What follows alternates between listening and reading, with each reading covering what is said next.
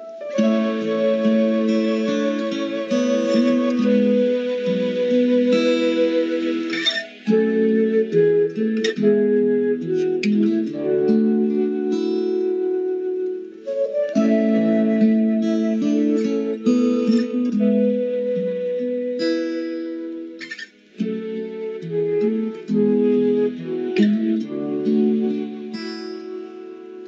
feel you in the wind. I see you in the trees. Everywhere I look, I feel your heartbeat. Majestic mountains high, in every drop of rain. All of this just shows me how much you love me. I am amazed by your beauty and your bounty. I am amazed by your constant care for me. I am amazed by your beauty and your bounty. I am amazed by your endless grace for me.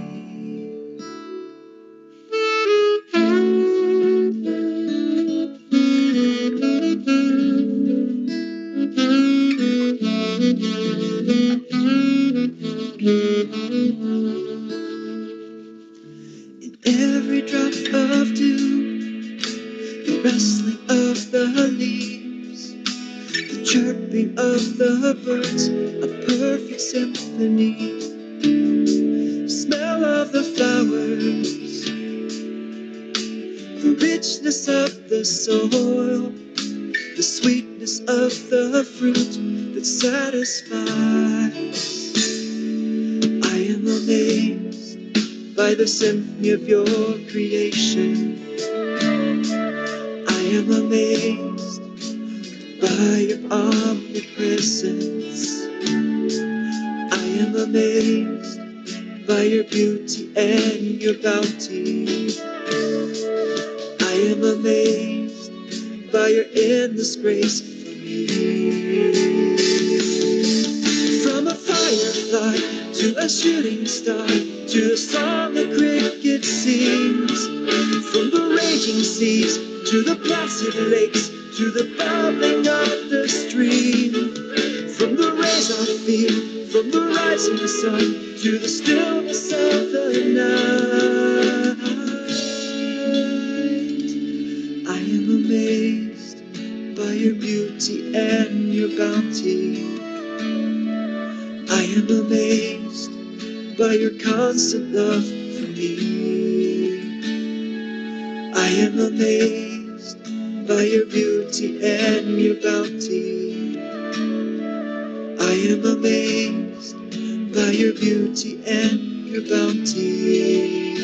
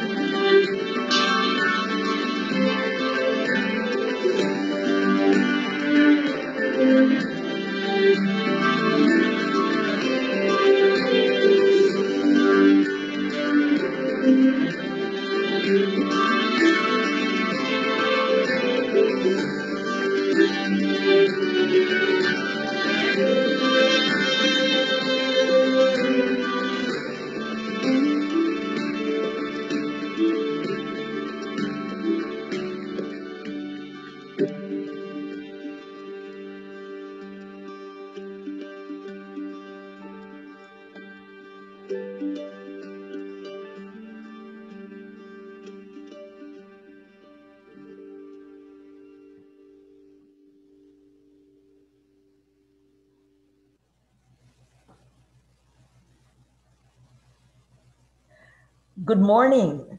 It's another Thursday, and the video you saw was in my beautiful home province of Antique. First, the music. I am amazed. I wanted to start our Thursday, every Thursday, with I am amazed for the information of our young male guests today. It seems I'm like the only female here, and most of our guests, if not all, are young except for Red, but our two handsome, energetic, dynamic local chief executives are one of the most amazing, innovating, um, and I hope climate oriented LGU heads as well, but we'll get to that later on. This is Stories for a Better Normal. Ano ba ito? Wala, gusto ko lang makipagkwentuhan sa inyo tungkol sa better normal. No, I'm not saying it's not wala. This was born out of the bill we filed in the House of Representatives, passed on third reading, still pending in the Senate, my former House of 3 terms. What does it mean? It means that in the midst of a pandemic, sa gitna po ng COVID-19, hindi na tayo babalik sa dati nating kinagawian. Dapat ang ating buhay, bahay, ang sabing bahay, tahanan, kalikasan at planeta ay magbabago na po ang ating pamamaraan. October 31 is World Cities Day. That's why we have the experts on cities, the Institute of Climate and Sustainable Cities. I've been working with them since my days in the Senate, in the passage of the People Survival Fund, in my climate change adaptation and mitigation policies and advocacies, and in making our communities, our cities sustainable. But the role of a legislator and the role of an NGO, Red Constantino is also with us, all my work since 1998 would be to not. The Climate Change Commission is with us, and the creation of my law, the Climate Change Act, the People Survival Fund, where local governments, including our two guests today, may access it through PSF, but they don't need it because they're very rich cities. But what I'm saying is, as a policy maker and lawmaker, all my thoughts and my brains and my energy and resources and the laws I write, the 8 environmental laws, would be to note, Tagalogin ko po, baliwala ang pagod ng isang Loren Legarda kung hindi po bibigyan ng halaga at kung hindi po ipapatupad ng ating magagaling mga bata makikisig ng mga mayor. Kaya mula ngayon, kasama natin palagi ang local chief executives. Sa aking probinsya ng Antique, 18 LGUs, wala po kaming syudad. Kaya ngayong araw na to, nagsimula tayo sa 2 syudad sa Metro Manila. Yan ay Pasig at San Juan. Madalas natin puntahan, madalas natin marinig ang mga mayor, mga bagong halal, mga bata. Huwag na natin sabihin gwapo dahil ang pag-uusapan po dito ay mga advokasya ko tungkol sa pagbabago ng klima, tungkol sa SDG, Sustainable Development Goals, tungkol sa resilient climate pathways. Pero yung mga gustong sumama sa Facebook, yung gustong manood kay Mayor Vico Soto at kay Mayor Francis Zamora dahil gwapo sila, pwede na rin po. Pero gamitin ninyo ang inyong pagkamakisig, ang inyong pagka-millennial, ang inyong pagkabata sa pagpapatupad ng mga batas ko. Mamaya, iki-quiz ko po yung mga mayors natin. Hala, di nila alam ito. Tungkol sa mga batas na ginawa ko mula noong 1998. Sige Vico, tanong mo na sa tsohin mo. Kay SP, ano yung mga batas ni Loren? Tatanungin niya ako mamaya. Okay, no, I'm sure. I'm just kidding you because I see on the screen Mayor Vico Soto in a mask. The only reason why I'm not in a mask is because I am alone in my work from home room.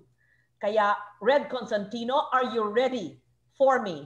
Are you ready to talk to Vico Soto, Mayor of Pasig, and Francis Zamora, Mayor of San Juan, and Chito Bauson of SM? I would like to know And I would like to request SM, wherever you are present, make sure, hindi lang yung nakapaligid sa inyong malalaking gusali, dapat lahat ng syudad kung saan kayo ay may climate-friendly bike pathways. And so, on October 31, as we celebrate World Cities Day, Red Constantino will tell us, ano ba ang tinatawag na sustainable cities? I can answer my own question, but I would like to hear it from Mayor Vico Soto, Mayor Francis Zamora, Chito Bausong, and how corporations, how NGOs, Red, are working together with local government units.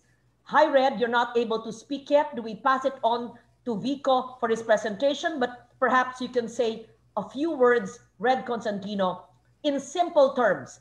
Ano ba ang tinatawag natin na sustainable city? Una, ang Metro Manila. Alam nyo, 88% ng taga Metro Manila ay walang sasakyan. Kaya dapat i-reclaim ng 88% na yan ang commons, hindi ba? Bakit tayong mga may sasakyan? Bakit yung mga may 2 o 3 sasakyan na may nagmamaneho na magagarang sasakyan ang sumasakop ng ating mga kalsada? Yung higit na 80% na siyang nagko-commute ay dapat mag-demand ng malinis at makataong pampublikong transport. At kailangan solo may bisikleta. Kaya excited na ako alamin kung kayang gawin ng Pasig, kung kayang ginagawa ng Pasig at ng San Juan, bakit hindi kaya ng ibang syudad? Baka naman ginagawa din. Kaya ito ay best practices examples. So Red, maliban sa climate pathways and bikeways, I'll show you pictures of what I've done in Antique. Dating Magabok ay ngayon ay bike pathway na. And so I can see Mayor Vico Soto. Hi, good morning, Mayor Vico. Hi, good morning po, Deputy Speaker Lauren, sa lahat po na nandito, Mayor Francis, Mr. Constantino, kamusta po kayo? Thank you so much for inviting me. Yes, we'll have your presentation later. I'd like to say good morning also to Mayor Francis Zamora. Good morning, Mayor Francis. Yes, good morning po, Senator Lauren. It's good to see you again.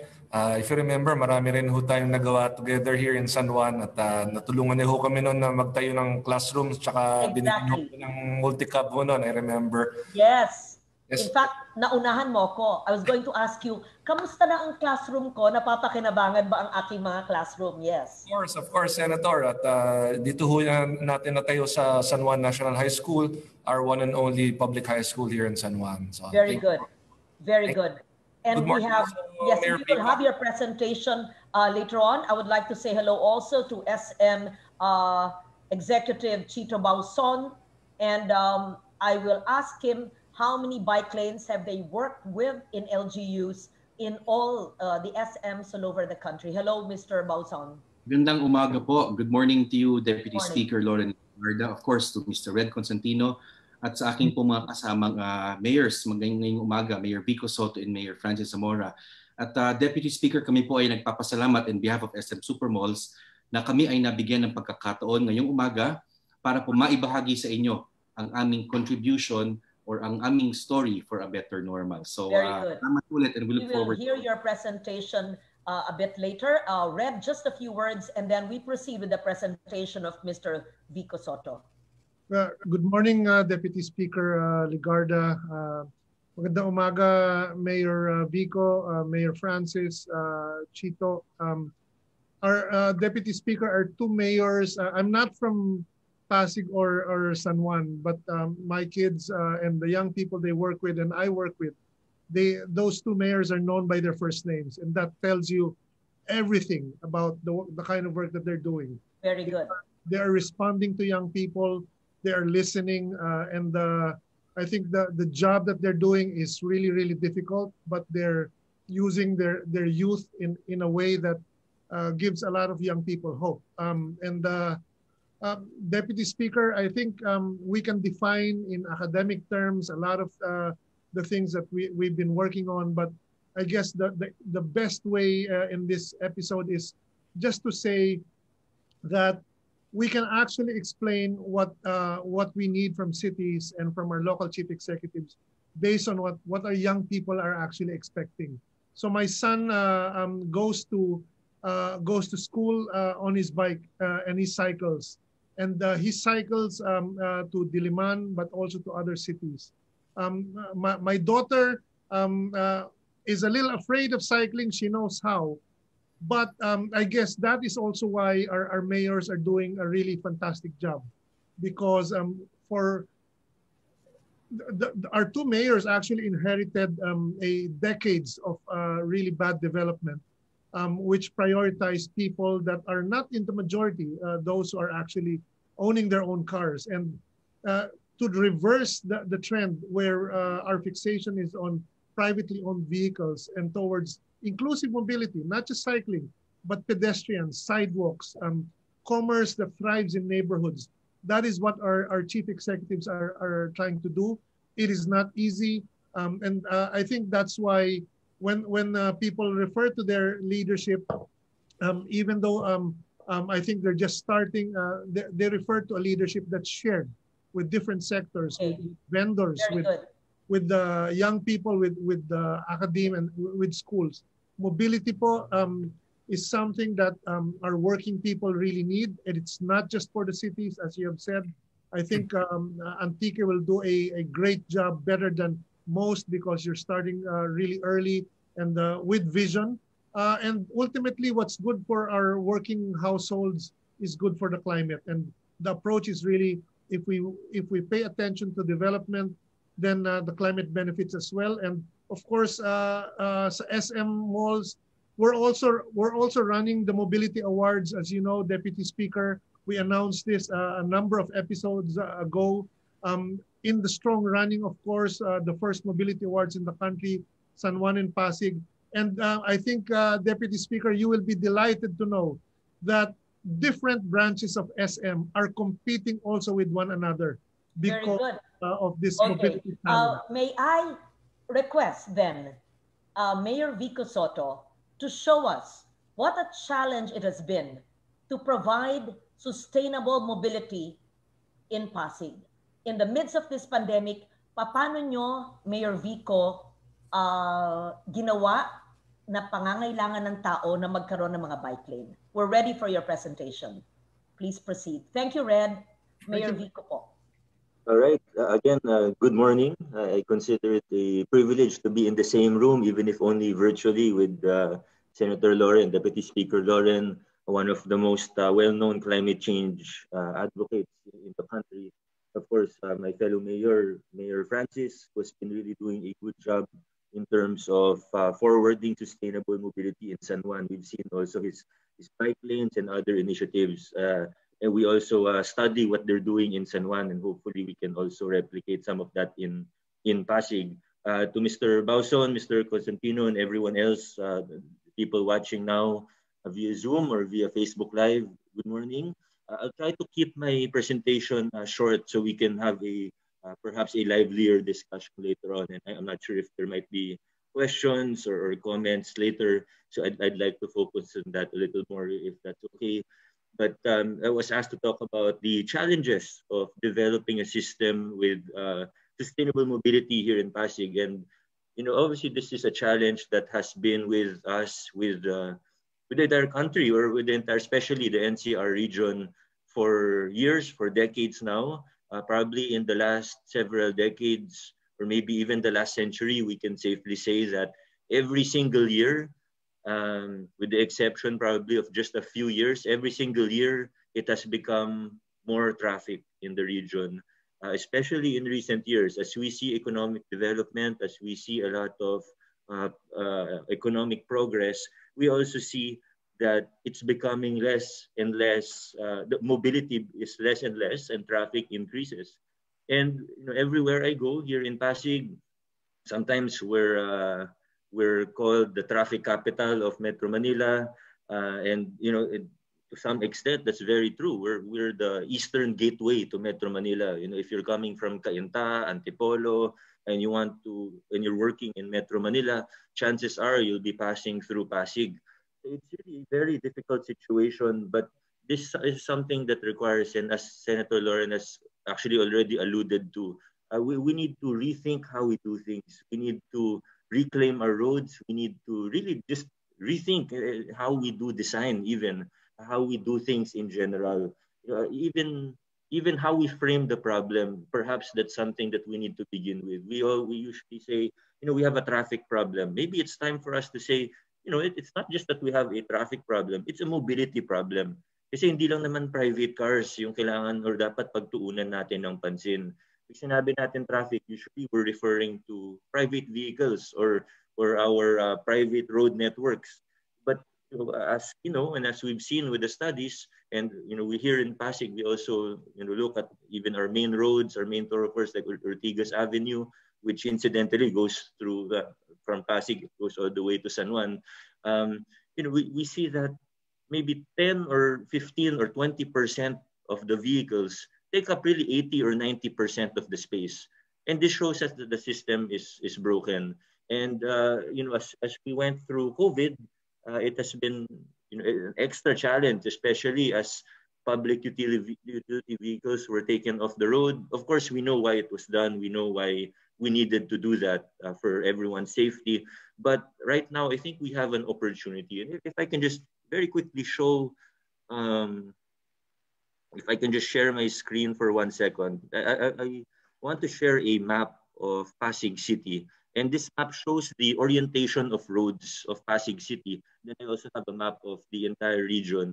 And what this shows us is, it sort of gives us, it's nothing 100% concrete, but it gives us sort of an idea of how the city was built, how it was planned, when it was built. And if I can show that, I'm actually trying to figure out how to share my screen.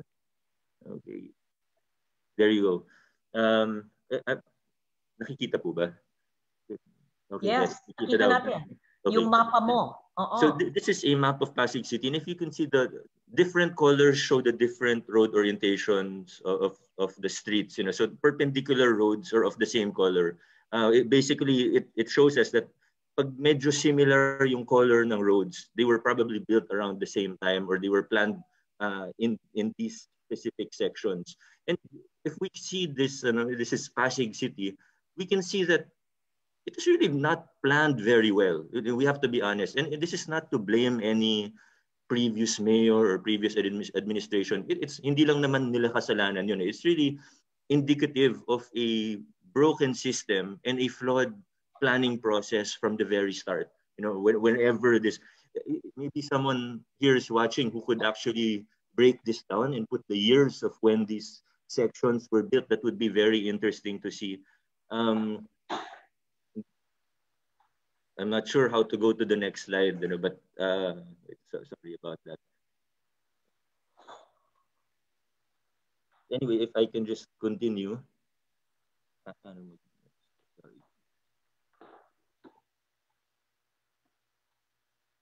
Perhaps you can, not now, but you can enlarge the Pasig map, and all LGUs in Metro Manila can do that. Tapos ilagay, meron dyan historical data ang DPWH kung kailan tinayo. Pero siguro ang maganda, i-track ninyo kung di pa nyo ginagawa, kung saan pa pwedeng mag-innovate at maglagay ng either walkway and or bikeway. That's right, Senator Lauren. Yes. But that's exactly what we're trying to do right now. So if you can see the map of Pasig right now, marami pong dead end.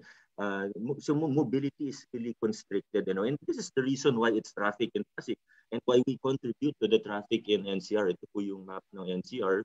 And so what we're trying to do now is to redesign our roads, rethinking how we go forward. And when we had COVID, we saw a lot of people, which is good news, a lot of people were actually moving towards different forms of mobility, different modes of transportation, because wala silang ibang choice. So a lot of people were biking, and so we tried to give as many people as we could bikes, our front runners especially. And then we came up with pop-up bike lanes. However, we had a lot of challenges with these pop-up bike lanes. I'm sure the other mayors would have the same or similar experience na pagising namin kinabukasan, iba na yung orientation ng bike lanes, ng pop-up bike lanes. Kinagalaw yung mga barriers, inuurong. Minsan, enforcer namin, as I'm sad to say, but minsan enforcer na namin yung nagurong kasi because, they still yung old mindset pa rin. Ay, kasi kailangan makadaan yung mga sasakyan, yung mga private cars, hindi, medyo napapabagal, uurong natin. Nawawalan na yung mga cyclists natin and other forms of transportation. And so we're trying to redesign how we do things. And this is now, we realize the importance of not just pop-up bike lanes, but making our streets more friendly or more conducive to other forms of transportation, including, of course, cycling, scooters, e-scooters, etc. You have a transport department that you created, di ba, Mayor Vico? Yes. Meron kayong ginawang Pasig Transport Department at linaunch nyo yung Pasig City Employee Bike Loan Program. Nag-loan kayo ng bisikleta, pero meron ba silang bike lane mula sa kanilang mga tahanan? Sa ngayon po, wala pa. And we try to create pop-up bike lanes, for example, from almost Marcos Highway until the Pasig City Hall. We try to come up with pop-up bike lanes. But again, it's very challenging to maintain those pop-up bike lanes. Kailan araw-araw mo i-check na hindi sila nawawala. So this is an example of a design for A. Mabini that we've budgeted and we will construct this next year. If you can see po, there's a clear space for people who are walking. There's a clear space for bikes and e-scooters and other similar forms of transportation. And then we also have a dedicated lane for the PUVs and then one lane for the private cars. So hindi na private cars lang yung magiging hari ng kalsada. And this is one way that we can really reclaim our roads. Our citizens can reclaim our roads. And I hope that people support these initiatives from the different LGUs. Alam ko hindi lang naman po Pasig ang may ganito. Again, San Juan, other LGUs. But I hope that... I-clarify ko, Mayor Vico, itong A. Mabini, existing na ito or plano nyong gawin? Right now, we have pop-up bike lanes. So there are temporary lanes that can be moved, yes. But again, we see that we need to make it permanent. Kailangan permanente po ito. So we budgeted... Is there any place in Pasig na meron na kayong permanent bike lanes or puro pop-up pa lang? We do, but it's very limited and we really want to make everything permanent. Gusto na namin permanent bike lanes. Okay. And yung budget po niyan is for 2020. So nakagawa ka na as city mayor ng master plan for permanent bike lanes in your city for next year for construction. Right, yes. So medyo po yan, medyo malawak po yung coverage niyan. Again, yung mga areas po, if the people who are familiar with the streets of Pasig, if they see kung saan po yung mga pop-up bike lanes namin, ito po yung magiging, in general, ito po yung magiging mga permanent bike lanes na. Okay, exciting. So you're telling me, patapos na yung taon 2 buwan na lang. Magtiyaga tayo sa pop-up bike lane na nagsimula ngayong COVID-19 pandemic na ECQ, GCQ, pero nakalaan na ang pondo mo at mas mahalaga ang sustainable na plano para sa buong syudad para magkaroon ng permanenteng bike lane sa syudad ninyo. Sino ang nag-isip at nagplano? Kasi malaking hamon sa mga kalsadang sabi mo nga hindi naman plinano ng maayos with the thinking of having bike lanes. What kind of people aside from engineers and architects and urban planners did you put together to be able to remake, unmake, and plan a bike-friendly city where there was none? In short, ano ang ginawa ninyo para nakakuha kayo ng plano para gawing bikeable ang buong Pasig City? I think that's a very good question because as a mayor, hindi ko po kaya gawin to. Yung plano na meron kami ngayon, I wouldn't have been able to do that by myself. I'm not a transport planner. I'm not an expert on this matter. But we do have a transport department that in the early months of when I assumed office in July 2019, one of the first things that I really did was to empower them. Sabi ko, Hindi ko kabisado yan, hindi ako expert dyan. Kayo, pinag-aralan yan, ilang taon nyo pinag-aralan yan. You buy, all of them, and I'm happy to say, our whole transport department, they bike to work. Bawal sila magdala ng sasakyan para nakikita talaga nila kung paano and ano yung dapat gawin. So we have a very good transport department led by Anton C. And then we have, of course, they coordinate with our engineers or traffic enforcement group. It's a collaborative effort. But again, I wouldn't have been able to do this if not for the experts, you know. So as a mayor, the only credit I can get here is for listening to these experts.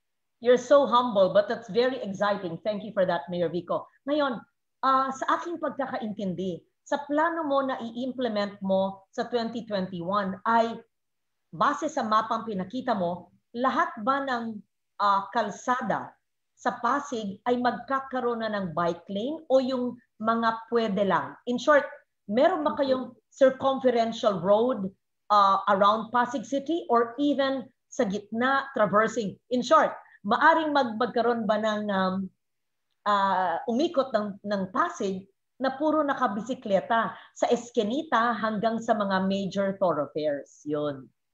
Ang goal po namin dito, ma'am, is that you can get anywhere by biking. Tapos minimal na lang yung walking distance. Unfortunately, we won't be able to do it in every single road. Pero halimbawa po, may 2 parallel roads. Yung isa po dyan dapat meron. So yung iba po, painted bike lanes lang. But we want to make sure that, you know, there's a bicycle lane network that you can get from the west to east part and south to north part of Pasig using e-bike. Tapos nasa protected bike lane po kayo. Very good. May we know ilang kilometro ng kalsada ang inyong i-unmake or remake or gagawin na magkakaroon ng bike lane? So ilang kilometro ang may bike lane tayo sa Pasig? I don't have the exact numbers, but if I remember correctly, the protected bike lanes will be more than 10 kilometers po. Protected pa lang po yun. The painted bike lanes, I don't remember the exact number, pero medyo ano rin po yan, mahaba rin po yan. And this will all be accomplished in 2021? Yes, ma'am. Just the protected bike lanes, hopefully we will be able to finish it in the middle part of the year. When you say protected, ito yung medyo permanente na? May physical barrier po, ma'am. Physical barrier, yes. Hindi lang po siya yung painted. Sure. Talaga may barrier, parang hindi masasagasaan yung mga... So magkakaroon ba ng parang hybrid? Nandiyan ba yung protected na permanente na at meron pa rin pop-up next year? Yes, ma'am. It will really still be a combination. I don't want to make a promise na by February tapos na kasi baka hindi naman ma-deliver. And you know, especially with this pandemic, things are so volatile and plans change so fast. But again, it will really be a sort of a hybrid network. Very good. Was there any challenge sa expropriation ng mga lupa dahil lalawakan nyo ang kalsada para sa bike lane? No, ma'am. We actually won't be doing much of road widening kasi lalo na po kung pumunta kayo dito sa east part ng Pasig, kung saan po yung City Hall, yung Poblacion area, hanggang Manggahan, Santolan. There's really not much space to widen our roads. Buildings na yung i-demolish natin yan. So medyo hindi siya realistic. But as the phrase you used earlier, our people have to reclaim our roads. Ibig sabihin, yung mga ginagamit ng private cars, yung iba dyan, dapat gamitin na natin for cyclists, for people using other forms of transportation. So hindi po siya road widening per se, but it's widening the places where people can walk, where people can bike, where people can use their scooters, etc. So you will limit the use of these lanes to bicycles and to e-bikes and scooters as well? Yes, yun po, especially the protected areas. Ma'am Lauren, if I can add, kasi po, minsan, di ba, there were some people who tried to advocate for road widening. Let's add more roads, more streets, more highways. And to some extent, we do need to do this. Pero ang problema po dyan, it creates a cycle and we we even yung sinasabi nila, induced demand for traffic and private vehicles. We expand the roads, dadagdag na naman yung private vehicles, magta-traffic na naman. We expand the roads, dadagdag na naman ng private vehicles, traffic lalo. So it doesn't really solve anything. And so we want to sort of challenge the way we think na hindi, kailangan maghanap tayo ng mobility solutions dito sa Pasig na sustainable, pang matagalan, na kahit 10 years from now, hindi tayo magdadagdag ng traffic, kundi we added means and modes of mobility for the people. Okay, great. Along with building protected bike lanes and continuing with your pop-up habang hindi pa natatapos lahat ng bike lanes na yan sa 2021, kasama na dyan syempre ang greening, hindi ba, Mayor Vico? Yes, ma'am. Ang inyong pagtatanim sa tamang lugar at tamang species sa syudad para pag sila'y nagbibisikleta ay nalalanghap ang sariwang hangin maski na sa polluted tayo na metropolis dahil meron tagasagip ng maruming hangin at yan ang ating halamanan. Ganun ba yon, Mayor Vico? Tama po, ma'am. Kasama na po dyan yung redesign ng ano natin and pag-greening ng mga roads natin. Maybe we can consult with your office po, ma'am, about that. I can help. Just like you, hindi ako developer, ako'y advocate, kaya lang mahilig magbasa, kaya medyo may alam, mahilig magtanong, makulit. But I would suggest the utilization of indigenous species. Right.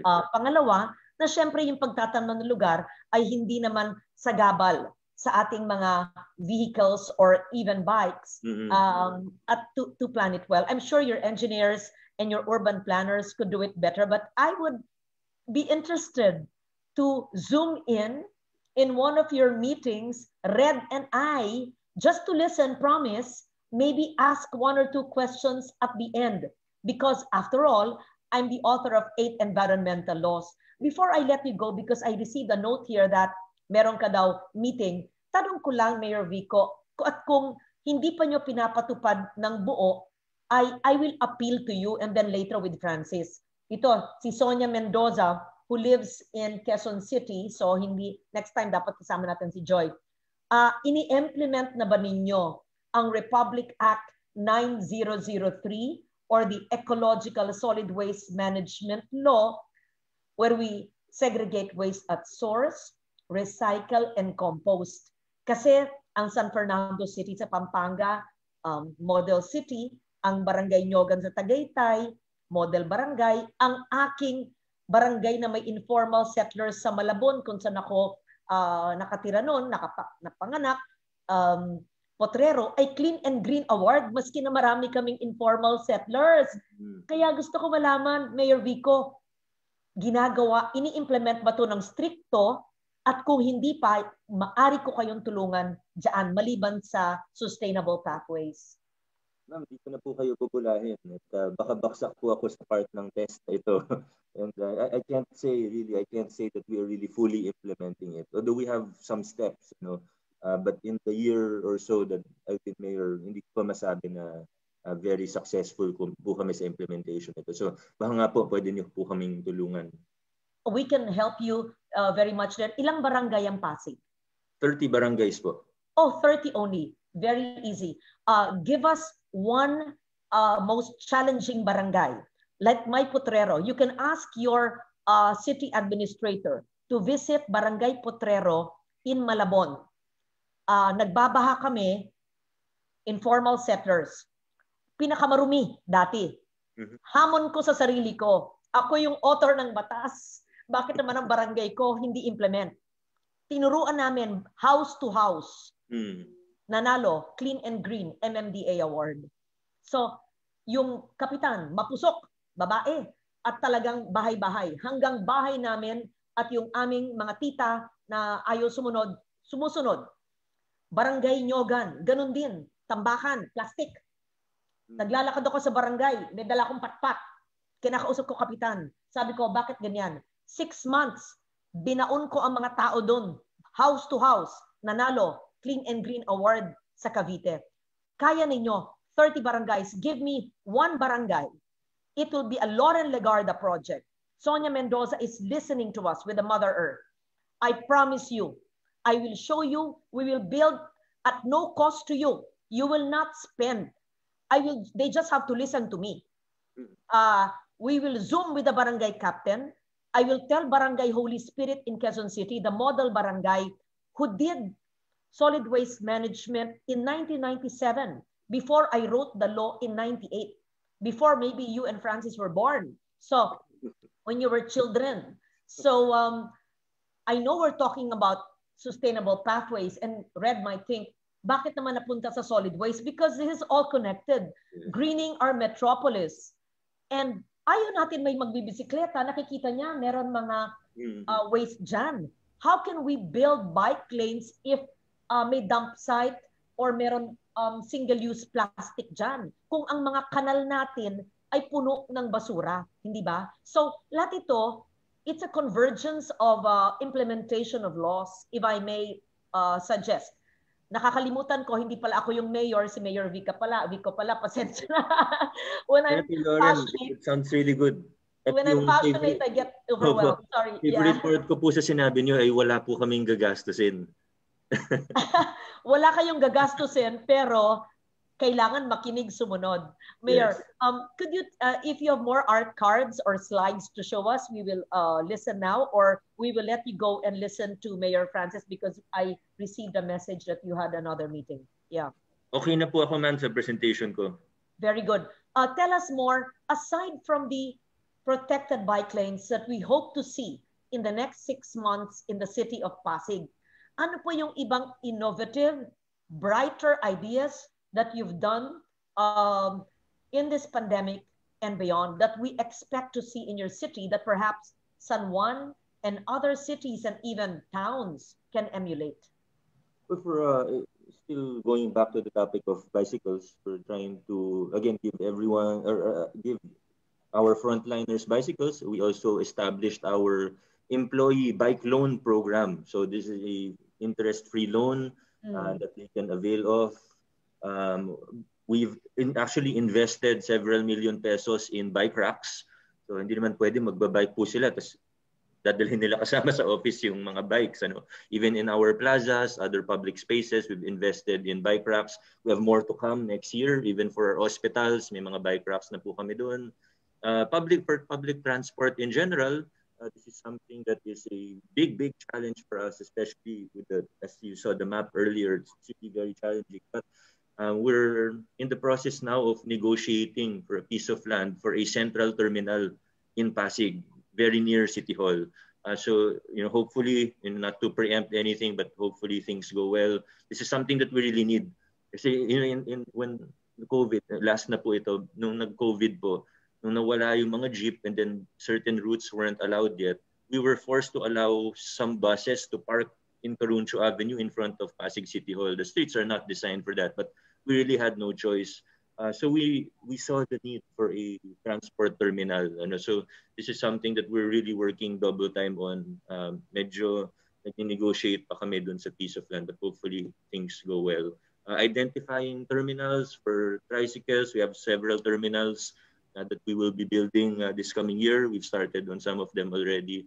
But again, just really challenging how we do things or how we've been doing things in the last several decades, moving towards the framework of sustainable urban mobility rather than just stopgap solutions for traffic. So thank you, ma'am. Thank you po for the opportunity. Thank you. And send my warmest to your mom, Connie, a good friend, and of course to your dad, your family, and more power to you. Keep safe. And we look forward to seeing your protected bike lanes next year, which is 3 months from now. I know it's a challenge. We don't pressure you there. We welcome you to our program. Salamat sa oras na linaan mo, Mayor Vico, sa aming programa. Yes, ma'am. And I will take you up on that, the challenge you gave us for a pilot barangay for solid waste management. If you want, hindi lang pilot, yung 30, tuturuan ko. Pero but they should be ready to follow me and at no expense. Ayan, walang gastos. Ang puhunan nyo ay talino, buo ang loob, disiplina, nakikinig. Sumunod, makinig, sumunod. Alam ni Red yan. Kaya lang ako, bastonero ako ha, Mayor Vico.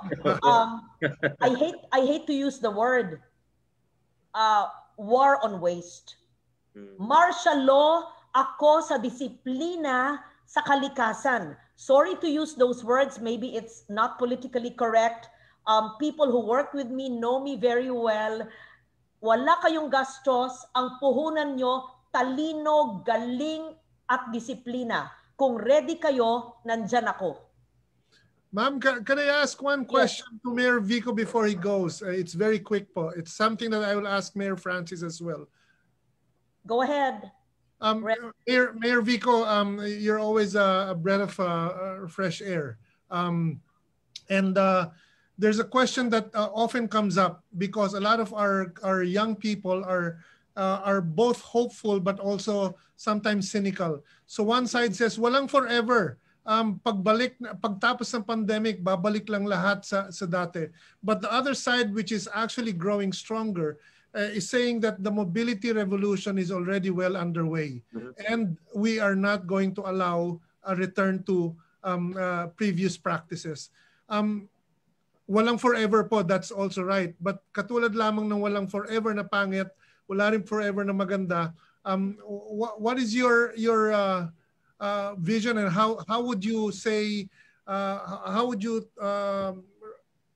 talk about the irreversibility or the steps or strategies that you're taking that will be outliving many administrations? Young people will become older one day, but is this something that they can expect will just, you will try to make irreversible? Sir, that's really a great question. You know, this COVID-19, this pandemic season, nakita natin lahat ng masamang naidulot ng COVID-19. You know, our economy, obviously health. So nakita natin lahat ng masamang nangyari, the negative effects, or not just on society in general, but on individuals, in companies, groups, businesses. But the question for us is, what are we going to do with the opportunities that have presented themselves to us? So we have two choices. Either we go back to the old normal, or we go to a new normal that's actually worse, or we can say, all this talk for new normal, why don't we take the opportunities and make this new normal a better normal? So example na lang po yung sa transportation, as we've been talking about in the last few minutes. Because of this, what opportunities are we talking about? Because of this pandemic, many people are now more open to alternative modes of transportation. Many people are more open or have become more open to bike lanes. Many people have become more open to trying out cycling for themselves. And so, you know, every crisis comes with an opportunity. The question is, are we going to, sasamantalahin ba natin yung mga pagkakataon na nakikita natin? And if we do that, you know, and it doesn't need to be just mayors. You know, some people who are watching might be just, they say, mag-aaral lang naman ako, ano bang magagawa ko para dito? What can I do? You know, we can engage our government. Let's demand for these bike lanes. Let's demand for better public transportation. Let's demand that, you know, we lessen the allocation of the road networks for private vehicles, you know, and make it a more equitable system for everyone. Let's demand for these things. Let's engage the government. Let's engage groups, you know, and so we can, together, we can make this new normal a better normal for everyone. Mayor, thank you for setting the standard on listening. I'm pretty sure Deputy Speaker also will say the same thing. Thank you so much, Mayor Vico. And God bless, we'll be in touch. Thank you, Red. Mayor Francis Zamora of San Juan. Do you have dedicated, protected bike lanes already, Mayor Francis? Do you have pop-up bike lanes? And what are your plans for 2021? Who is handling all of this? Do you also have a transport department? And do you have a bike loan program for your employees and staff, or other innovative ideas we can learn and appreciate from the city of San Juan? Mayor Francis. So first of all, good morning once again, Senator Loren. Allow me to call you Senator. Nasanay na po akong Senator. Hindi ko ako sanay na tawagin kayong Deputy Speaker. So okay, ako rin mas nag-resonate na yung Senator dahil 21 years, di ba? Sige. Wait, when were you born? When were you born, Francis? What December year? 5, 1977 po. Okay, so 1998, buhay ka na no, nung gumagawa na ako ng batas.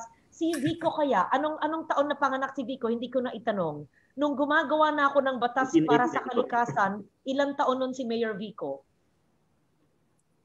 Anyway, we'll find out. I know. I don't know if it's online, but in 1998, 1989 po, ma'am. 1989. He's still there. Okay. So Yes, I'm listening lang po. so you were 10 years old when I wrote the laws. Very good. And Francis was also alive and kicking already.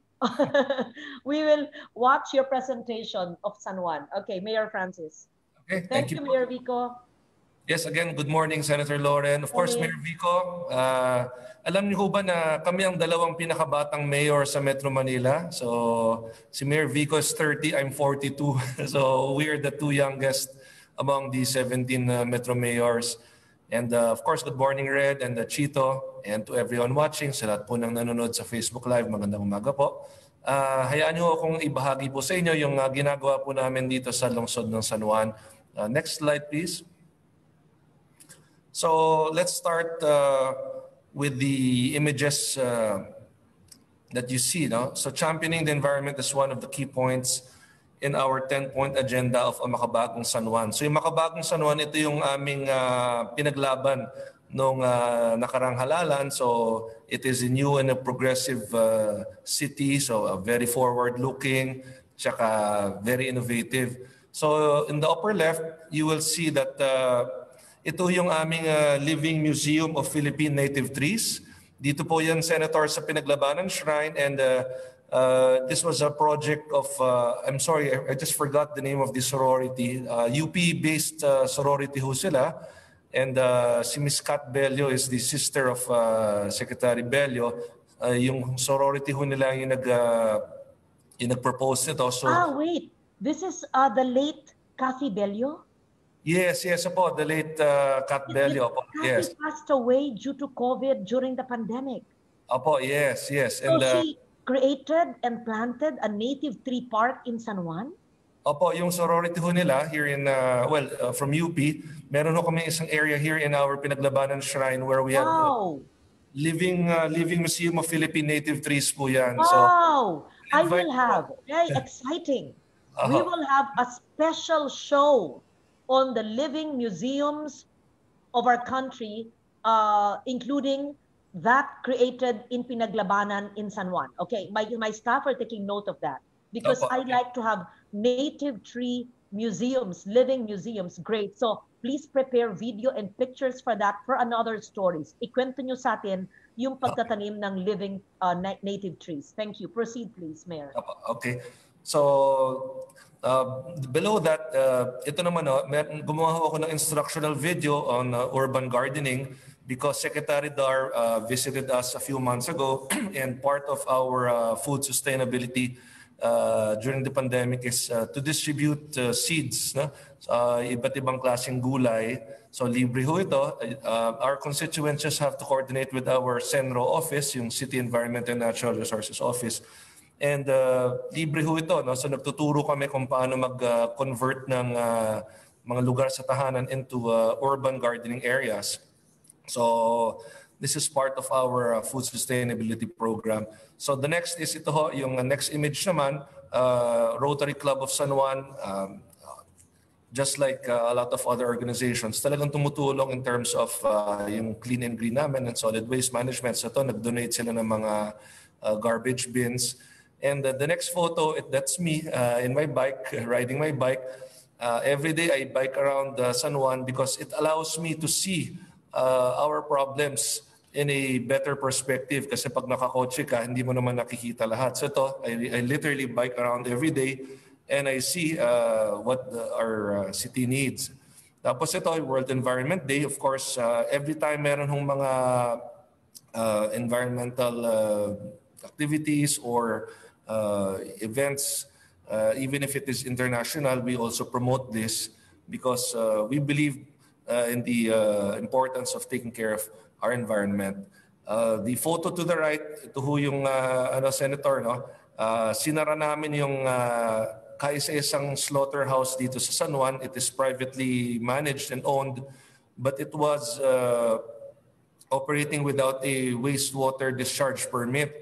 So in fact, si President Duterte was going around the Pasig River and San Juan River, and base sa kwento ni Secretary Cimatu, meron siyang naamoy na hindi maganda. So pinahanap talaga niya, and nahanap, no, na-detect natin that it was coming from this slaughterhouse. So Secretary Cimatu na ay shut it down immediately, and up to this day, sarado pa rin siya sapagkat hindi pa rin sila nagko-comply. So dito sa San Juan, basta nagba-violate ka, talagang ini-implement natin yung mga laws natin. So we also have our bike ordinance, yung bike lanes. Later, as we progress dito sa slides, I will show you yung police bike patrols, yung pit stops, modern jeepneys, yung tie-up namin with Grab, which we're excited about, yung Grab e-trike, at saka yung solar-powered pit stop. So next slide, please. Okay, so that's me again, riding my bike. So last July, I believe, June or July, June, I'm sorry, we launched our bike lanes around the city. So meron ho kami sa Ortigas Avenue, Pinaglabanan, and Domingo, Blumentritt, and Wilson, F. Manalo, P. Guevara. So basically all our main roads, meron tayong mga bike lanes. And yan, meron tayong ordinance talaga kung saan binibigyan protection yung mga nagbibisikleta. So may penalties yan sa yung mga nagva-violate ng bike lanes natin. So if they do not respect the bike lanes, they will be penalized. That is under a city ordinance. Next, please. Okay, so ito ho, nag-set up kami ng mga bollards along Ortigas Avenue. So ito yung protected bike lanes natin, and even General Manager Jojo Garcia of MMDA was very happy about it. And ito yung bollards natin, nakaset up yan along Ortigas Avenue. We're now in the process of installing in all our bike lane areas also. And then the photo below na merong flag, ito yung active playground ng Green Hills Shopping Center. So tumutulong ang Green Hills Shopping Center sa atin because they also dedicated their own bike lanes dito sa loop ng shopping center. And the active playground is an area where people can bike and walk, especially in the morning. No? Marami talagang nag-exercise dito. Yung police bike patrollers namin, it's what we did is we gave bicycles to our police so that they can implement better yung ating mga local ordinances, lalong-lalo na itong panahon ng COVID. So meron silang mga bisikleta, meron silang mga body cams. It also helps in ensuring peace and order in our city kasi yung mga kalye natin sa San Juan, marami sa kanila, maliliit lang. So pag nakabike yung police natin, napapasok mo na yung mga maliliit na kalye. At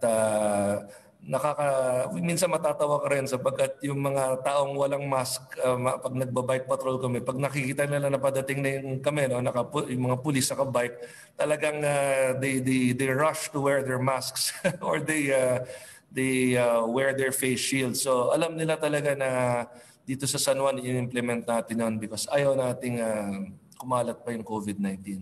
So ito yung ating bike patrols. And a lot of people have also been donating bikes to San Juan because yung ibang mga corporations, mga companies na nagtatanong ano bang kailangan ng San Juan, sabi ko kung pwede, bisikleta ang i-donate ninyo para mabahagi namin sa aming mga empleyado, sa ating kapulisan, and to our constituents also. Next slide, please. So ito po, it's a tie-up with Allianz, Allianz PNB. In fact, we will be launching this soon. Ito hong pit stop na ito is solar-powered and it will be set up in the curbside of our City Hall. So ano ho siya, no? It's a pit stop, may bike repair, tapos meron siyang area kung saan kung may magsa-service sa mga bisikleta, may bike racks, and then yun nga, it is solar powered. So we are thankful to Allianz for this project. We procured our own bollards. At the same time, si Allianz also is providing us bollards, which we are now setting up in our bike lane areas here in San Juan. Next, please. Okay, so to encourage sustainable mobility, the San Juan City Government has partnered with a lot of organizations. Of course, Ateneo, nag-donate sa amin ng bikes, yung EDSA Evolution, the Firefly Brigade. Senator Pia Cayetano also has given us bicycles. And meron din ho kaming bike sharing program. In fact, padating na ho yung mga bikes namin coming from abroad. In fact, para sa ating mga empleyado. So they can borrow the bike just like borrowing a book sa library. So parang may parang library card na itong bike na to may serial number siya, and you can use it. You can use it to go to work. Tapos the next day, iwan mo ulit siya rito. So yun yung ginagawa natin for our employees. The DOTR also has coordinated with us. Meron din silang ganung programa, yung bike sharing program, which will allow you to use a bike going to other cities, tapos doon mo na siya iiwan sa city na pinuntahan nila. So we're excited about that also. Next, please. Ito ho, nung panahon ng ECQ, na alam naman ho natin na pinagbawal yung tricycle noon, but the moment it was allowed, we inspected, of course, all our tricycles to make sure na meron siyang barrier between the driver and the passengers. And we only allowed one passenger per tricycle during that time, even up to now actually, to ensure social distancing. Ito naman po yung modern jeepney ng San Juan Rosario. So Euro 4 na siya, and meron siyang libreng internet, meron siyang GPS, so may Wi-Fi dito. And yung San Juan Rosario is one of the Jodas flying San Juan. And when we blessed these Euro 4 modern jeepneys, I also advocated to the other Jodas to convert na rin kung kaya. At meron naman mga banking at financial institutions na nagpapaloan para pangpuhunan at mabawi rin eventually itong investment na ito. And to the right, ito, this is the Ape Piaggio.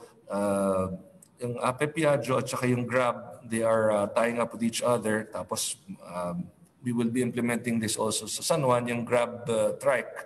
So itong Grab Trike na to will allow for people to actually go around San Juan.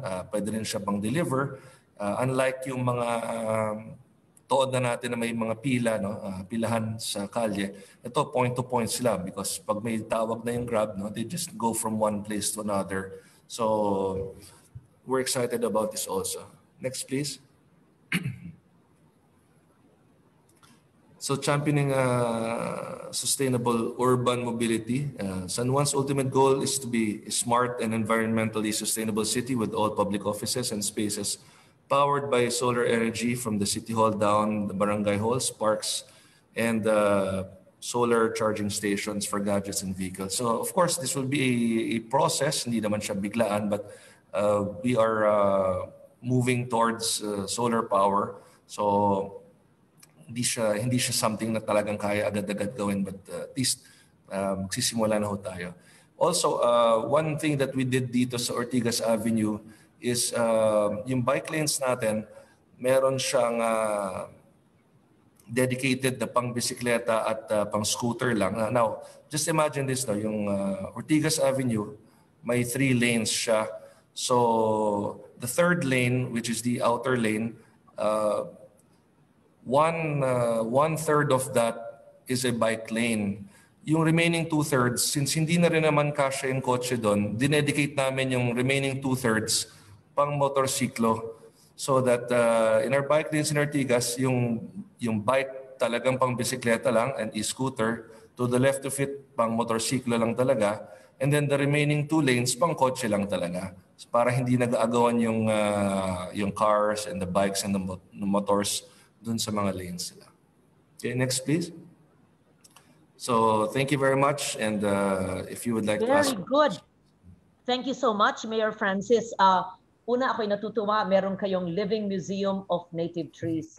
We hope to visit that. I think I visited that long ago, but it would be good to feature it so that every city and town in the country could have even a patch of land of forest trees or native trees, just like your case. Second, ako'y natutuwa na conscious kayo sa wastewater treatment, that you had to close a slaughterhouse kasi hindi sila nag-wastewater treatment. Pangatlo, na ginagawa na nyo itong mga bike lanes. So, ang tanong ko, ito ba ay permanenteng protected na at kaya mo na i-traverse ang buong San Juan, of course, not the Escanitas, through bikes, or these are pop-ups at nakaplano ka rin sa mga susunod na taon para ito'y permanente na from your own budget. And it's great that you have bike sharing and bike loan program even with other cities and that they can leave it there.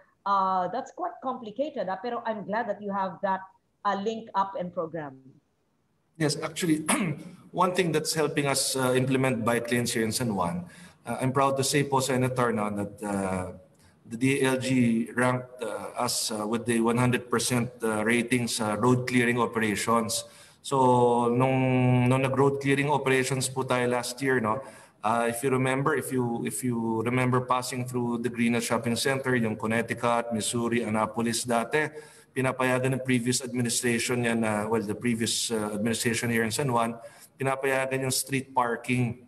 So ako po, tinanggal ko lahat ng street pay parking dito sa San Juan para lumawang yung kalye. And we received the 100% rating from DILG for that. Kaya ho yung mga kalye natin ngayon, mas maluluwang na. Even if medyo narrow, kasi maliit lang yung San Juan, mas may area na for people to bike. Kaya lang po, nitong COVID, sinuspend po temporarily lang ng DILG yung road clearing. But I've already appealed to Secretary Anyo to reinstate the road clearing operations because sayang ho yung gains. No? Natuto na ho yung tao na maging disiplinado in terms of clearing the roads. Kasi dati, sinasabi nila, saan namin ipapark yung kotse namin? Pero nung nagsimula kami mag-tow ng mga kotse, sumunod naman po sila lahat. That means meron silang napaparadahan eh. Usually lang kasi yung garahe, ginagawang storage area, hindi ginagamit pang parking eh. So they... That's true. Ang kalsada ay para sa sasakyan and sa bisikleta and sa pedestrians, hindi parking lot. Tama yan. Sa ibang bansa, hindi ginagawa yan. Dapat, kung ikaw ay bumili ng kotse, responsibilidad mo at accountability mo saan ipaparada, hindi sa common area na hindi sa iyo. Tama? Oo. Tama po yan, Senator. In fact, for those watching now, kung meron kayong mga anak o apo na nag-aaral sa Xavier School, isa to sa mga malaking problema natin na Xavier. Nagpa-park yung mga kotse dito sa kalye. So when we implemented the road clearing operations, ang traffic flow sa Xavier bumilis po, paikot-ikot yung mga cars rather than naka-steady lang. Ngayon, yung lupa ng Xavier sa loob, malaki pa naman, they're now building their parking facilities inside the school. So if we did not do this, the drivers would just end up parking the whole day here in the street. In fact, I remember po, when we had Architect Palafox as a guest before here in San Juan, kinumpute nga niya yung mayroon siyang way to compute the cost, no? yung monetary value nung nawawala because of cars parked on the road. So now that we've cleared the streets, yung bike lanes po natin na nilalagay natin, these are permanent. I don't know if you saw po kanina yung mga photos natin. We have bollards in Ortigas Avenue. Yes. We will be setting up also in Pinaglabanan and Domingo. Yung bollards kasi iba yung may pag nakikita ng mga kotse na mayroong physical barrier talaga, psychologically alam nila, hindi kami dapat pumunta rito. Kasi kung pintura lang, ang tendency, lalo na yung matitigas yung ulo na drivers, talagang they really pass through the bike lanes. But if they see there are bollards, they understand that hindi pwede ang kotse rito. So, nag-ganoon po ako. Permanent, yung sa bollard, permanente na yon. Permanente. Yes, permanent yung bollards. In fact, si General Manager Jojo Garcia of MMDA was with us when we launched this, and he mentioned to me that he will talk to Mayor Menchi Abalos of Mandaluyong and of course Mayor Vico, who's with us now, para yung Ortigas Avenue stretch ng Mandaluyong and Pasig na magko-connect na dun sa bike lanes namin. Wow! So, ang ganda. So, ibig sabihin, Mayor Francis, ay mula sa Quezon City sa may Santolan. Quezon City pa yon, di ba? Or San Juan na ba yon? That's our boundary with Quezon City. Okay. Mula sa Santolan, yung buong stretch ng Ortigas, hanggang tumawid ka ng EDSA, hanggang papunta sa Meralco Avenue, bandang Pasig, ay meron ng bike lane at pwede ng ibisikleta yon? Yung San Juan side po, meron ng bike lanes left and right. And I know during our last MMC meeting ng Sunday, nagkausap na rin po si Mayor Vico and Mayor Menchi with GM Garcia. So as far as I understand, yung San Juan side ng bike lanes, i-connect na po dun sa Mandaluyong side ng Ortigas all the way to the Pasig side of Ortigas Avenue. So it would be a tri-city bike lanes through the stretch of Ortigas Avenue. Great. Okay, one question I need to ask. San Juan River is one of the dirtiest rivers in the country, including May Kawayan River. With no offense to the Chief Executive, because ang paglilinis ng ating mga lawa at ilog ay isang trabaho ng lahat ng tao, hindi ba? DNR, LGU, NGOs, mga citizens. Ano ang ginagawa natin, ginagawa nyo para pagbawalin ang pagtapon ng dumi galing sa tao, galing sa pabrika, galing sa informal settlers, at para mag-improve ang water quality ng San Juan River? At pangalawa, yung tinanong ko kay Mayor Vico, ecological solid waste management, yung pagbabawal ng paggamit ng single-use plastic at yung pag-segregate ng garbage at source, recycling and composting. I repeat, anong connection nito sa bike lane? Marami. Then ang gusto syempre ng mga biker ay clean air at saka malinis at duntian ang kapaligiran. So, Mayor Francis. Okay, first of all, the San Juan River is 9 kilometers long, pero ang portion lang po ng San Juan doon is only 1.8 kilometers. The rest of San Juan River is actually coming from Quezon City. And unfortunately for us, downstream po yung sa San Juan side, kaya naging catch basin ho kami. So yung tubig na dumadaloy from Quezon City, it eventually flows to San Juan. So but just a month ago, nagpirmahan ho kami ng memorandum of agreement with the DNR, with the Manila Water, with the Quezon City, Mandaluyong, and San Juan, because Manila Water is now going to undertake dredging and cleaning operations dito po sa aming San Juan River. So we're very thankful for that. Actually, inako na nga ng Manila Water ito. Si former Secretary Almendras, who's now the president of Manila Water, was with us. And he assured us of the full support of Manila Water in dredging and cleaning up San Juan River. Next po, yung mandamos ng Supreme Court sa easement po, no? Dito sa mga waterways, sinusunod po natin yan. In fact, we make sure that wala tayong mga informal settlers along our creeks and the San Juan River.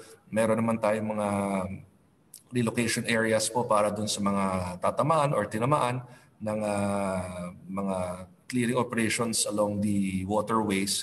At naintindihan naman po nila because nung Undoy ay inabot po ng 15 feet ang baha dito po sa area ng F. Manalo. So naranasan ho yan ng San Juan, and in fact, a lot of our barangays really submerged in flood water during Anong that. barangay ng San Juan, Mayor Francis?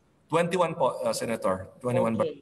Sa 21 na barangay, ilan ang strictong nagpapatupad ng ecological solid waste? At kung hindi pa, mag-aampon din ako ng isang barangay na gagawin natin modelo, isa sa Pasig, na siya na ang mag-mentor sa ibang 29. Ikaw naman, kung 15, is it 15?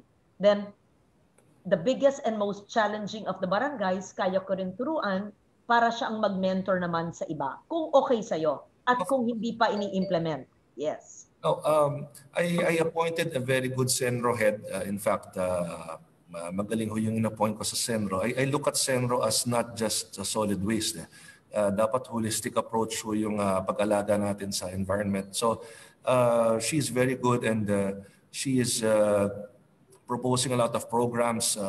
Kasama na ho dyan ito yung proper segregation and waste management. So we are very much welcome po. Well, we would like to welcome you to join us, Madam Senator. Kung gusto niyo po, dalaw po kayo dito sa San Juan, ikutin ho natin yung mga barangays and we would love to partner with you and learn from you for yung best practices po na ginagawa ninyo. At dito po, nag-iikot na ho yung ating mga, what we call them, yung mga environment warriors natin, mga dinesignate po natin to make sure na yung segregation na susunod.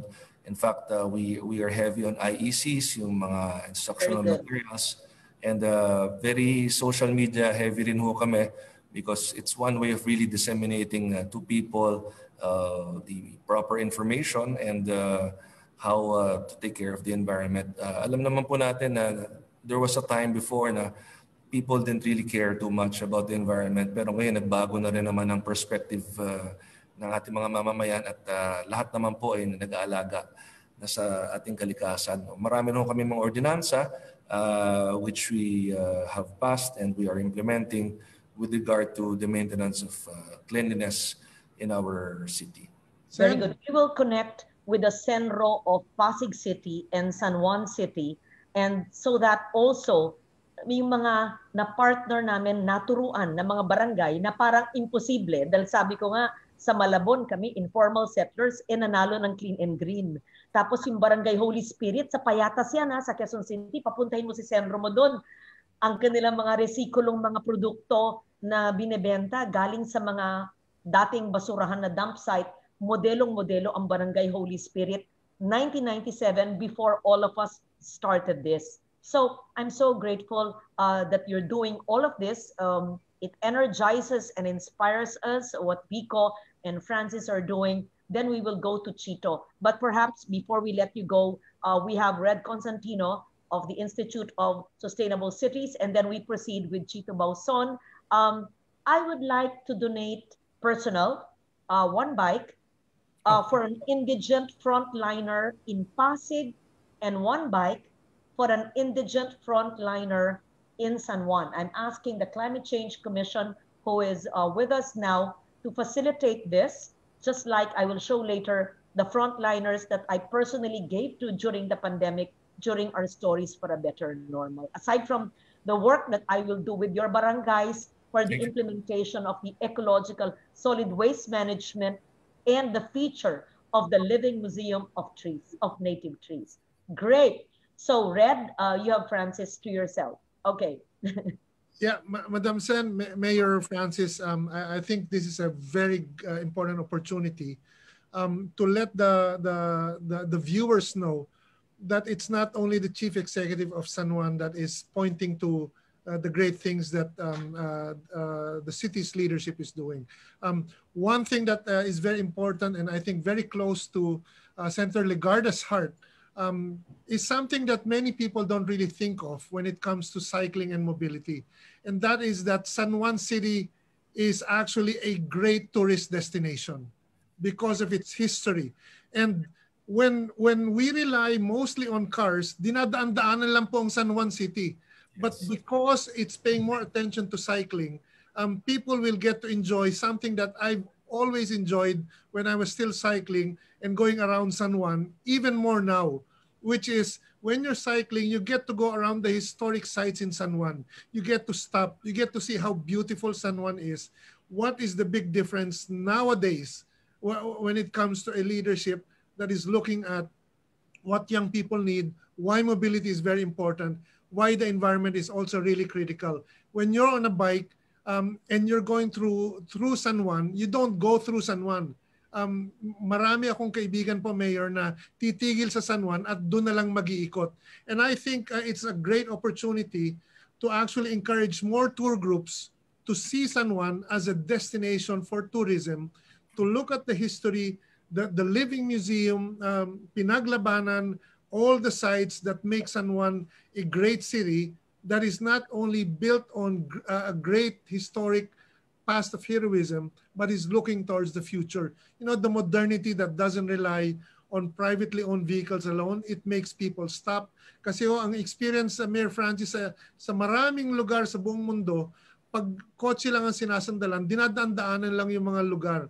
Whereas pag nagbibisikleta, local commerce thrives, neighborhoods come alive. And actually, also, I'd like to say that San Juan City has received a high number of nominations also for the Mobility Awards, including yung Green Hills Shopping Center.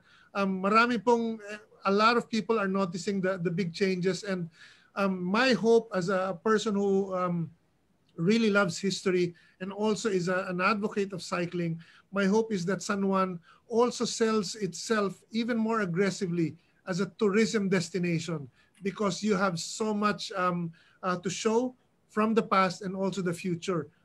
Mayor Francis, mabuhay po kayo. Ang marami hong pumapalakpak. Quiet leadership really goes a long way.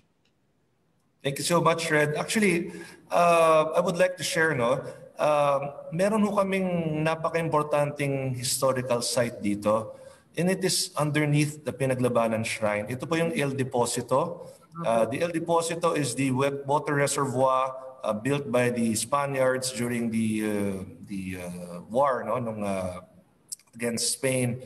At dito, ito yung sinakop nila Andres Bonifacio ng Battle of Pinaglabanan. Although natalo sila sa Battle of Pinaglabanan, this eventually led to bigger battles, which eventually led to our independence. So dapat po noong March 27, noong araw ng San Juan, dapat ho ay bubuksan na natin sa publiko yung El Deposito. In fact, Secretary Berna Puyat herself was here, Berna Romano Puyat, at isa yun sa pinag-usapan namin to make San Juan a local and foreign tourist destination because of our historical sites. Meron tayong Pinaglabanan Shrine, yung ating El Deposito, which is something that the National Historical Commission really spent for, yung rehabilitation nito. Meron tayo ng El Polvorin, o yung armory ng mga Kastila. Tapos yung ating Santuario del Santo Cristo, ano pa ho yan, 17th century na simbahan. Meron tayong Iglesia ni Cristo. Of course, dito ho nakalibing si Ka Felix Manalo sa ating lungsod. The Manalo family still lives here. Club Filipino, of course, kung saan nag-oath-taking ang Pangulong Aquino.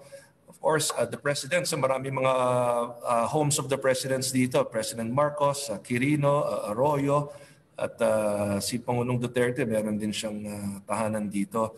So what we were planning really then was to have bike tours in San Juan.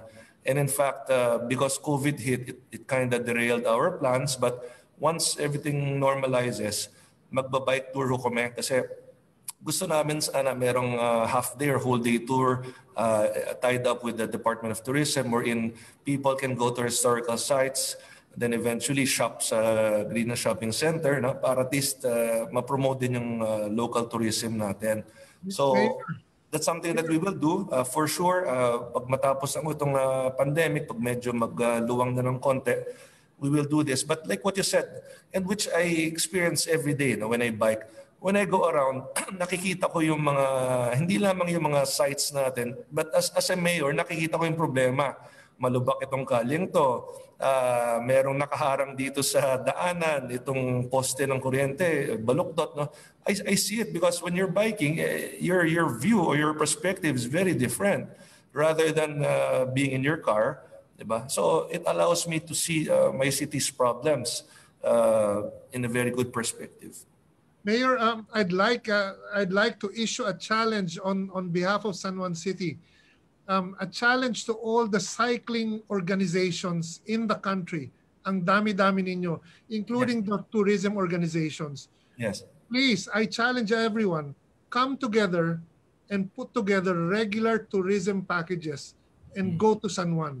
Thank Make you. it the cycling destination for tourism in Metro Manila and in the country. Gawin nyo po, pakita nyo, because the city leadership cannot do it on its own. They need the private sector support and all the cycling advocates. Challenge ko po yan sa kanila. Kasi magugulat sila, yung binanggit nyo po, I'm pretty sure if people are riding cars, hindi po nila alam yung mga lahat ng binanggit nyo. There's a work to discover in San Juan City. And that's what the leadership really needs. Hindi pwedeng sila lang. Dapat tulong-tulong po. Thank you po, Red.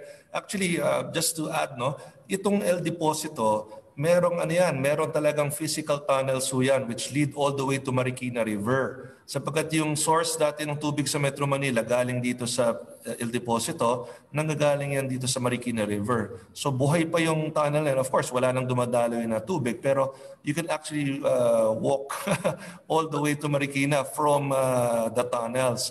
The NHCP dug and cleaned up a good 50-meter stretch of these tunnels here in Pinaglabanan. So you can actually go down and walk 50 meters into the tunnel. And when you walk into this, I've experienced this, talagang para kang nagta-transport back in time noong panahon ng Kastila. So ito yung bubuksan namin sana noong March 27, kaso lang COVID happened noong March 6. So at the right time, we will open this to the public and we will launch this so that San Juan can be a tourist destination, especially because of its historical significance here in the Philippines. So mobility and history really come together, and that's what San Juan true. Senator. I agree with that. Ang pagtatayo ng mga bike lanes, lalo na pag dedicated, protected, ay napakahalaga. Una, para sa kalusugan ng mga tao. Pangalawa ay para din sa pag-appreciate ng kalikasan at ng ating kasarinlan. Ang kultura, ang kasaysayan, ang kalikasan, ang kalusugan, lahat yan ay dulot ng bike lane. Sabihin nila, simple, bisikleta, bike lane. Hindi. Kaya maganda yung sinabi nyo na gumawa na kayo kaagad ng half-day tour, pwede kang mag-quick tour. 60 minutes. Yes. Na tour, pwede rin half day, 3 oras, pwedeng buong araw. Tapos, importante, paggamit ng tanghalian na pagkain, magdala sila ng kanilang water jug. Ang aking tubig ay ito, climate reality. Ang tubig ko ay hindi galing sa bottled water, meron akong water jug. Meron ako ng bamboo, iba-iba. Pangalawa, hindi ako gumagamit ng single-use plastic. Nasa 1 minute. Let me just get it. Habang kinukuha po. So, ito that na. advocacy, Mayor. Yan na. Okay. Mayor. Regaluhan ko lahat ng acting Metro Manila Mayor nito, ha? Okay. Ito ang gawa namin sa Antique na kubertos galing sa bamboo. Ang aming bamboo ay sustainable. Tinatanim namin yan. At meron akong kubertos ko at saka straw. Ito ay reusable. Never ako gumagamit ng disposable. Ang lagayan ko ay gawa ng aming mga ati sa Hampik. So, pag ako ay lalabas at ako'y pupunta sa House of Representatives o kung saan, ay dala ko to sa aking bag. Ang aking bag, hindi ko napapakita, ay gawa naman sa tela na resikulo. So, meron akong water jug, meron akong disposable utensils, at ang aking lagayan din ng pagkain ay bamboo. So, ibig ko sabihin, anong connection yan sa bike lane? Sabihin, ang gulo naman ni Lauren. Hindi ako magulo po. Bike lane, magbabaon. Magbaon ka ng sarili mong tubig. Huwag bottled water. Sorry na lang, bottled water company, magagalit kayo sa akin. Pwede na rin bumili ng bottled water. Basta yung bote, iresikulo mo, gamitin ulit. Kubyertos, huwag disposable, ay gamitin ulit. At pangatlo, yung mga pagkain, yung sapat na para mindful consumption. Pang-apat, yung mga historical places sa isang lugar para ka nang nag-culture mapping. Kaya hinihimok ko ang aking mga batang, hindi akin, ating mga batang mayor, Mayor Vico, Mayor Francis, kung hindi pa nyo nagagawa, i-culture mapping na rin ninyo ang inyong mga syudad dahil gaya ng sinabi ni Mayor Zamora kanina, yung mga gusali at mahalagang mga tao at pamilyang nakaluklok sa San Juan at nakatira pa doon o ay maaring masama sa kasaysayan ng San Juan sa isang culture mapping na meron yung pwede nyong i-upload sa inyong social media platforms. Kaya mula sa no to single-use plastic, mula sa pag-segregate ng waste at source, recycling and composting, hanggang paggagamit ng ating non-disposable items, hanggang sa bike lanes at living trees, sana kasama ni Red Constantino, ang regalo natin sa MMDA ay listahan ng lahat ng ginagawa ng San Juan, lahat ng ginagawa ng Pasig, lahat pa ng alam ko na linalagay ko sa ating General Appropriations Act para mandato sa mga LGUs, bagamat hindi binabasa ang batas ng budget, kundi yung numero para sa public works, may mas mahalagang provision dyan. Natatawa si Francis. I asked the Climate Change Commission to give Mayor Vico and to give Mayor Francis my crazy, I call it crazy provisions when I was chair of finance, not amendments for infrastructure alone, but the general and special provisions on climate, biodiversity, and nature, etc. So, I've been talking too long. It's 11:35. We should have finished at 11:30. Last few words from Mayor Francis. We go now to Chito Bauzon of SM, and then we wrap up. Allow me to thank you po, Senator Loren, Red, Chito, and of course, Mayor Vico. I'm very thankful to have been invited to your program and to have been given the chance to share about our sustainable development here in San Juan. I look at it this way. No? Ako, binigyan po ako ng pagkakataon ng ating mga mamamayan na makapaglingkod bilang mayor. So I'm making the most out of this opportunity. This is an opportunity given to me by San Juan and by God. So itong unang term ko and hopefully hanggang sa aking panghuling termino ay talagang plano namin baguhin yung muka ng San Juan to make it a city where when people say San Juan, oh, ito progressive, ito kakaiba, ito innovative, livable, bikeable, it's very doable here in San Juan. In fact, we've had a lot of innovations the past year. Itong nakaupo po tayo, and we plan to sustain this all the way, hopefully hanggang 2028 kung tayo po ibibigyan ng pagkakataon. So thank you for this opportunity and thank you for inviting me. Senator Loren, seriously po, yung mga pwede natin gawin together dito sa San Juan, we welcome that and we look forward to seeing you. Sana ho makadalaw po kayo at tulungan niyo ho kami na ma-improve pa yung aming ginagawa dito po sa solid waste management namin. Maraming salamat po sa inyo. Tutulong tayo at ang inyong Senro ay magko-coordinate through the Climate Change Commission in charge of the program, one challenging barangay, and I will ask the other barangays we have taught to teach as well. My physical presence may not be needed, especially during this pandemic. We can always do virtual online teach-ins. And thank you so much. Now we will learn from SM. Thank you, Mayor Francis. Regards to my colleague, I hate to say it, pero ang mga magulang ni Francis at ni Vico, ang aking mga kaibigan, pero kaibigan ko rin yung mga bagets, okay? Yes, so congratulations and all the best. Keep safe. Thank you. Thank you so much, ma'am. Okay, Chito Bauzon, simple question. How many bike lanes, kilometers, has SM cost to build? Ilan na ang naitayo ng SM na bike lanes, metro at kilometro, maliban sa SM Mall Ovation na bike lanes? In how many cities is SM present all over the country? How many bike lanes have you partnered with local governments? And what are the projects you are doing for dedicated, protected bike lanes and the other issues I mentioned about the use of non-disposables? sa mga SM na restaurant, I mean your vendors and your tenants, do you implement no to single-use plastic and no to disposables? Thank you, Mr. Chito Bauzon. You're ready to answer and your presentation. Okay, magandang umaga po. Again, maraming salamat, Deputy Speaker Lauren, sa ating pong kasamang mga mayors, Mayor Vico and Mayor Francis, and of course, Mr. Red. So, andito po ako to share with you ang aming Story for a Better World, which is the bike-friendly program or the bike-friendly MOA initiative of SM Supermalls and SM Cares. Next slide, please.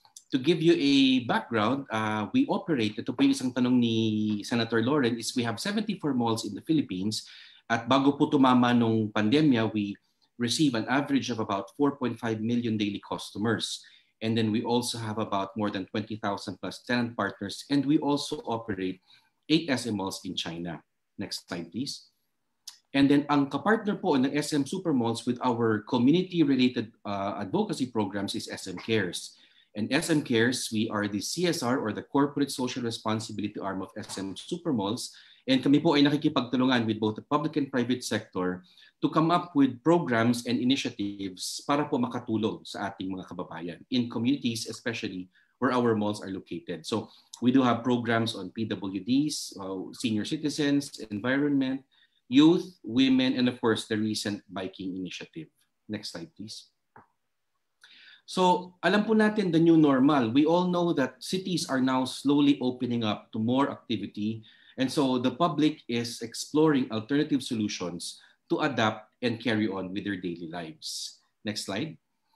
And alam po natin, ang current situation that we are evolving. There is now a community that has evolved into taking bikes as a necessity. So dumadami na po ang nagbabike in Metro Manila. So yan po ang tinitignan naming opportunity. Next slide, please. We feel and we see that we found and we saw an opportunity to help the community sa nakita po natin with our current situation. Next slide.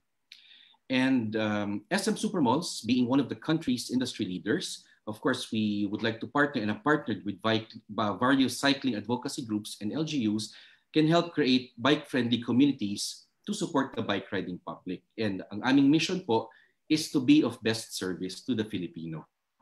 Next slide. So through our bike-friendly initiative, mamaya po I will show you the details and some photos of our initiative.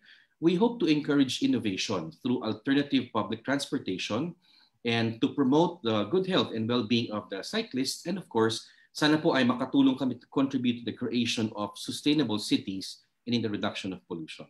Next slide. So maaring ito po yung inyong narinig. Ano po ba itong bike-friendly MOA? Kamakailan, just last September, we recently launched our bike-friendly MOA project. Next slide. And kami po ay maswerteng nasamahan. No? We were joined by no less than Cabinet Secretary Carlo Nograles himself, who is a cyclist, is an advocate, and the ambassadors of the embassies of Denmark and the Netherlands. Kami rin po ay sinamahan ni Pasay City Mayor Imelda Calixto Rubiano, and of course our executives from SM, Mr. Steven Tan, our president, and Mr. Hansi Jr., he's the man behind the vision for this bike-friendly project. So during this launch last September, dito po ay ipinakita namin kung ano po yung aming pwedeng maitulong to the bike riding public, including the different facilities and infrastructures. Next slide. So kasama po dyan, we have provided several bike parking facilities. In SM Mall of Asia alone, we have over about 400 bike parking facilities strategically located in different parts of the mall. Next slide. And then ito po sa next slide, part po ng aming bike-friendly MOA project is an inclusion of a bike repair station, vending machine, and road signs. Mamaya po ikikwento ko, Senator, kung ano po yung kahalagahan ng ibang initiatives that form part of the bike-friendly MOA project. Next slide. And then ito po, makikita ninyo, yung tanong po ninyo kanina, Deputy Speaker, is in SM Mall of Asia, we have allotted about 18 kilometers of connected, dedicated, and shared bike lanes. And dedicated lanes, they're about 3.5 meters wide. So yung ating pong mga bike riders can safely navigate their way as they go around the MOA complex. Next slide. And of course, idadagdag ko lang po, since the Mall of Asia, the bike-friendly MOA project ay simula lang po, no? So kami ay kakasimula pa lang. Sumunod na rin po yung aming SM malls in Masinag, in San Mateo, in Marikina, and Cherry Antipolo for them to have some sort of support activities for the bike projects. Next slide. So kagaya po yung sa nabanggit ko, SM City Marikina, Masinag, San Mateo, and Cherry, they provided additional racks and they also created a public information drive to support and promote bike-friendly communities. Next slide.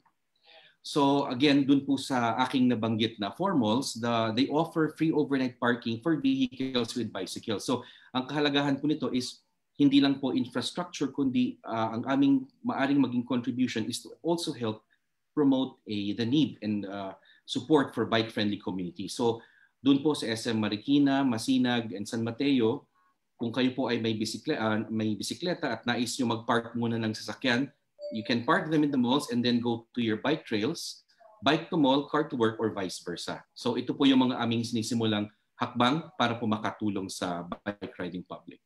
Next slide. So moving forward, again, nabanggit ko po kanina, this is a continuous collaboration and consultation with different cycling advocacy organizations and LG partners.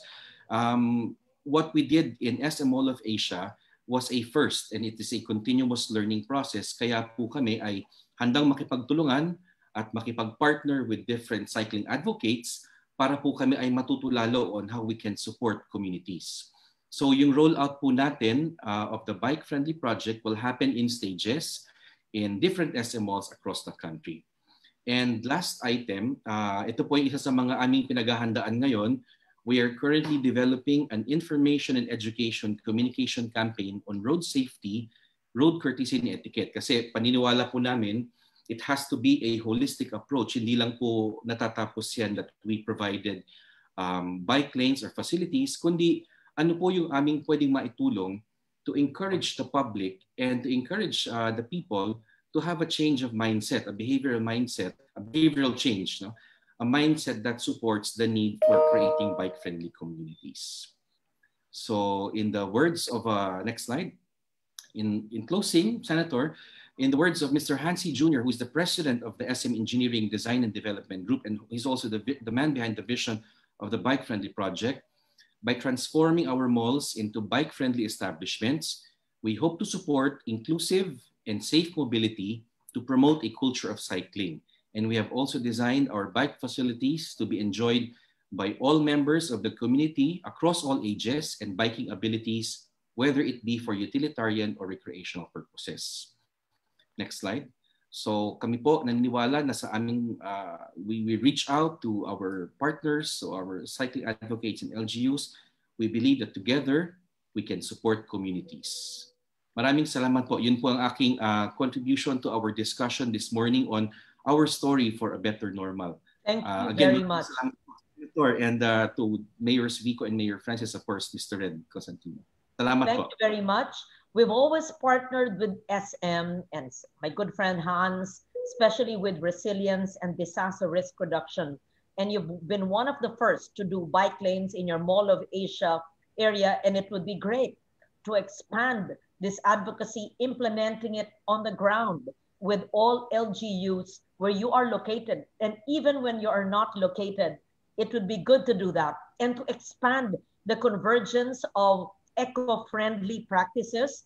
As I mentioned, not just planting native trees, but also the implementation, especially of ecological solid waste management, because bike lanes and the environment around bikers is so important. Thank you, Mr. Bauzon.